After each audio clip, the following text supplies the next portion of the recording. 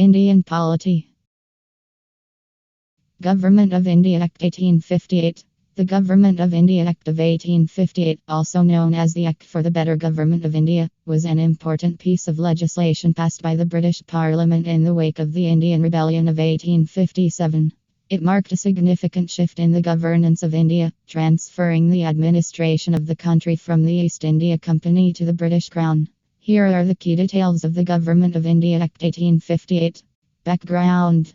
The Indian Rebellion of 1857, also known as the Sepoy Mutiny, was a widespread uprising against British rule in India. The rebellion shook the British Empire, leading to the dissolution of the East India Company and the assumption of direct control by the British government. End of the East India Company's rule. The Act abolished the rule of the East India Company, which had been granted a royal charter to trade in India in 1600 and had gradually extended its control over vast parts of the country. Transfer of powers. The Act transferred the powers and territories held by the East India Company to the British Crown. The governance of India was now to be carried out in the name of the Queen and under the authority of the British government. Secretary of State for India. The Act created the position of Secretary of State for India within the British Cabinet. The Secretary of State became the key figure responsible for the administration of India and exercised substantial control over Indian affairs. Governor-General of India. The Act replaced the designation of Governor-General of the East India Company with that of the Viceroy and Governor-General of India.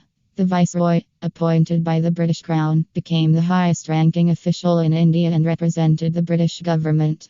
Council of India. The Act established the Council of India to assist the Secretary of State in the administration of Indian affairs. The council consisted of 15 members appointed by the Crown, with the Secretary of State as the president.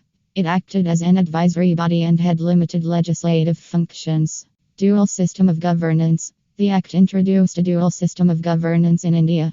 The British government retained control over key aspects of governance, such as defense, foreign affairs, and revenue, while some administrative functions were delegated to local Indian authorities. Indian Civil Service. The Act provided for the establishment of the Indian Civil Service, which recruited British officials to serve in various administrative positions in India.